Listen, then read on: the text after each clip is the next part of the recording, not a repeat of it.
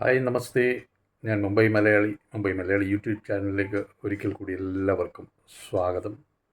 നമ്മൾ ഇലക്ഷന് മുമ്പുള്ള കാര്യങ്ങളൊക്കെ നമ്മൾ ഷെയർ ചെയ്തിരുന്നു. ഇനിയും ഇലക്ഷൻ കഴിഞ്ഞ് കേന്ദ്രത്തിൽ പുതിയ മന്ത്രിസഭാ രൂപീകരണവുമായി ബന്ധപ്പെട്ട് ഇപ്പോൾ നമ്മുടെ ഒറ്റക്കൊമ്പൻ സുരേഷ് ഗോപി, അതായത് അങ്ങനെ വെറും സുരേഷ് ഗോപി എന്ന് പറഞ്ഞാൽ പോരാ, ഭരത് സുരേഷ് ഗോപി MP എന്ന് തന്നെ പറയണം. അദ്ദേഹം ആദ്യമായി നമ്മുടെ കേരളത്തിൽ നിന്ന് ഒരു തൃശ്ശൂർ സാംസ്കാരിക കേന്ദ്രമായ തൃശ്ശൂരിൽ നിന്ന് തന്നെ തൃശ്ശൂരിലെ ജനങ്ങളുടെ ഏറ്റവും ആവേശമായി മാറിക്കൊണ്ട് ആദ്യം തിരഞ്ഞെടുപ്പ് ഘട്ടങ്ങളിൽ കാണിച്ച അതേ ആവേശം തന്നെ ചോർന്നു പോകാതെ അദ്ദേഹത്തെ കൈവെള്ളയിൽ ഏന്തി ഹൃദയത്തിലേക്ക് ഏറ്റെടുത്തുകൊണ്ട് സുരേഷ് ഗോപിക്ക് തൃശ്ശൂർ മൊത്തമായി കൊടുത്ത് കേരളത്തിന് മൊത്തമായി ഒരു അഭിവൃദ്ധിക്ക് അവകാശപ്പെട്ട ഒരു നടനും ഒരു സാമൂഹ്യ സേവകനും രാഷ്ട്രീയക്കാരനും ഒക്കെയായി മാറിയിരിക്കുകയാണ് ഇന്ന് സുരേഷ് ഗോപി. അദ്ദേഹം എല്ലാവരുടെയും സുരേഷ് ഗോപിയായി മാറിയിരിക്കുന്നു. കേരളത്തിലെ ജനങ്ങളുടെ അവിടെ ഭരണ പ്രതിപക്ഷ ഭേദമന്യേ അല്ലെങ്കിൽ പാർട്ടി ഭേദമന്യേ തന്നെ പലരും അദ്ദേഹത്തിന് വോട്ട് ചെയ്തിട്ടുണ്ട് എന്ന് തന്നെയാണ് മനസ്സിലാക്കാൻ സാധിക്കുന്നത് തൃശ്ശൂർ മണ്ഡലത്തിൽ നിന്ന്. അത് അദ്ദേഹത്തിൻ്റെ കഴിഞ്ഞകാല പ്രവർത്തനങ്ങൾ കൊണ്ട് 5 വർഷത്തെ അല്ലെങ്കിൽ 3 വർഷമോ 5 വർഷമോ കാലയളവിൽ അദ്ദേഹം കഴിഞ്ഞ നിയമസഭാ ഇലക്ഷന് പരാജയപ്പെട്ടതിന് ശേഷം തുടങ്ങിയ പ്രവർത്തനം, നിലയ്ക്കാത്ത അദ്ദേഹത്തിൻ്റെ പ്രവർത്തനം, അദ്ദേഹത്തിൻ്റെ റൂട്ട് ലെവലിലുള്ള പ്രവർത്തനം, അദ്ദേഹം തന്നെ ഈ വിജയത്തെക്കുറിച്ച് പറയുന്നത് വളരെ ശ്രദ്ധിക്കേണ്ട കാര്യങ്ങളാണ്. അദ്ദേഹം മറ്റ് BJPയുടെ അല്ലെങ്കിൽ രാഷ്ട്രീയ സംഘടനകളുടെ പാർട്ടി അതായത് രാഷ്ട്രത്തെ സേവിക്കുവാൻ ഉദ്ദേശിക്കുന്ന നേതാക്കൾ കണ്ടുപിടിക്കേണ്ട കാര്യങ്ങൾ അദ്ദേഹം പറഞ്ഞത് അദ്ദേഹത്തിൻ്റെ കുടുംബം ഉൾപ്പെടെ പലരെയും നോവിക്കുന്ന രീതിയിൽ ധാരാളം ട്രോൾ ചെയ്യപ്പെട്ട വ്യക്തിത്വമാണ് അദ്ദേഹം. എന്നിരുന്നാലും അദ്ദേഹം അതിനെയൊക്കെ അതിജീവിച്ച് ഒരു സേവന പാതയിലൂടെ തന്നെ മുന്നോട്ട് പോയി മറ്റുള്ളവരെ സേവിക്കുവാനുള്ള അവസരം അദ്ദേഹത്തിന് കൈവരുവാൻ വേണ്ടി അഹോരാത്രം കഠിന പ്രയത്നം നടത്തി. അദ്ദേഹം പാർട്ടി അണികളുടെയും മറ്റ് സാധാരണ ജനങ്ങളുടെയും സാധാരണ അദ്ദേഹത്തെ സ്നേഹിക്കുന്ന ആൾക്കാരുടെയും പിന്തുണയോടുകൂടി അദ്ദേഹം വിജയശ്രീലാളിതനായി ഒരു പൂരം വെടിക്കെട്ട് എങ്ങനെയാണോ അതുപോലെ തന്നെ അദ്ദേഹം വെടിക്കെട്ടോടുകൂടി തന്നെ അങ്ങനെ ഒരു ഒറ്റക്കൊമ്പനായി തന്നെ കേരളത്തിൽ നിന്ന് കേന്ദ്രത്തിലേക്ക് പോകുന്നു.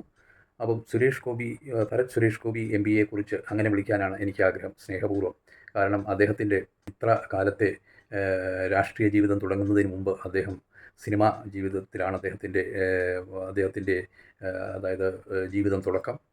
അദ്ദേഹം ധാരാളം സിനിമയിൽ അഭിനയിച്ചിരുന്ന കാലഘട്ടത്തിലും അതിനുശേഷവും ഒരു സാമൂഹ്യ സേവകനായി മുന്നോട്ട് വന്ന് അദ്ദേഹത്തിൻ്റെ രാഷ്ട്രീയം എന്താണെന്ന് മനസ്സിലാക്കുമ്പോൾ തൊട്ട് അദ്ദേഹം ട്രോൾ ചെയ്യപ്പെട്ടുകൊണ്ടിരിക്കുന്ന ഒരു വ്യക്തിത്വമാണ്. അതും ഇത്ര ഹീനമായ രീതിയിൽ ട്രോൾ ചെയ്യപ്പെട്ട, എൻ്റെ മുന്നേ ഒരു വീഡിയോയിൽ ഇലക്ഷൻ സമയത്ത് ഞാൻ ഒരു വീഡിയോ ചെയ്തിരുന്നു. മന്ത്രിയായ ശ്രീ ഗണേഷ് കുമാർ ഉൾപ്പെടെ അദ്ദേഹത്തിനെ ട്രോളാൻ തുടങ്ങിയപ്പോൾ ഞാനൊരു വീഡിയോ ചെയ്തിരുന്നു. ആ വീഡിയോ സാമാന്യം ഭേദപ്പെട്ട രീതിയിൽ ജനങ്ങൾ കണ്ടു എന്ന് മനസ്സിലാക്കുന്നു. അപ്പോൾ അദ്ദേഹത്തെക്കുറിച്ച് പറയുമ്പോൾ ധാരാളം പേര് കേൾക്കുവാനുണ്ടാവും. പക്ഷേ അദ്ദേഹത്തെ ട്രോളുന്നത് തന്നെ കേൾക്കുവാനും സുഖമുള്ള ധാരാളം ഒരു വിഭാഗം ഉണ്ടാവും. പക്ഷേ എന്നിരുന്നാലും അദ്ദേഹത്തിൻ്റെ വിജയം ഇന്ന് ആഘോഷിക്കുന്നത് കേരള ജനത ഒന്നടങ്കമാണ്. അവിടെ ജാതി മതഭേദമന്യേ അദ്ദേഹത്തിന് വോട്ട് ചെയ്ത തൃശ്ശൂരിലെ ജനങ്ങൾ അല്ലെങ്കിൽ തൃശ്ശൂരിലെ പാർട്ടി പ്രവർത്തകർ, BJP എന്ന രാഷ്ട്രീയ പാർട്ടിയുടെ സഹയാത്രികരും മറ്റ് സ്നേഹമുള്ള ജനങ്ങളും അദ്ദേഹത്തിന് വോട്ട് ചെയ്തു.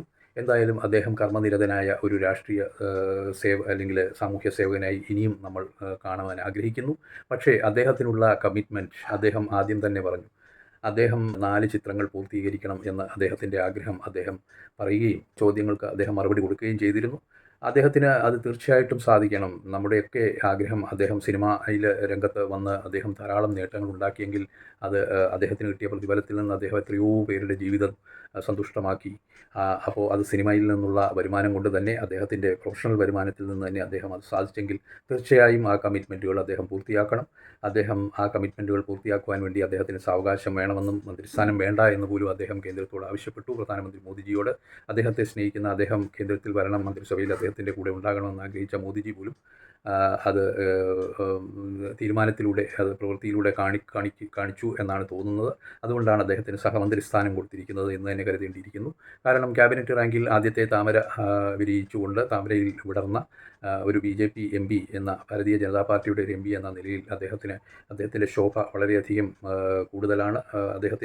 അദ്ദേഹത്തിൻ്റെ ഈ നേട്ടത്തിന് അദ്ദേഹത്തിന് ഒരു ക്യാബിനറ്റ് റാങ്കിൽ തന്നെ പദവി കിട്ടണമെന്ന് എല്ലാവരും ആഗ്രഹിക്കുന്ന പോലെ ഞാനും ആഗ്രഹിച്ചിരുന്നു. പക്ഷേ അദ്ദേഹത്തിൻ്റെ ആഗ്രഹം പോലെ അദ്ദേഹത്തിന് സാവകാശം കിട്ടും സിനിമയിൽ അഭിനയിക്കാനായിട്ട്. ഒരു സഹമന്ത്രി സ്ഥാനത്തിരുന്നുകൊണ്ട് ഉത്തരവാദിത്തങ്ങൾ കുറഞ്ഞ രീതിയിൽ ഏറ്റെടുത്തുകൊണ്ട് അദ്ദേഹത്തിന് സിനിമയിൽ അഭിനയിച്ച് തീർക്കാനുള്ള സാവകാശം കിട്ടും.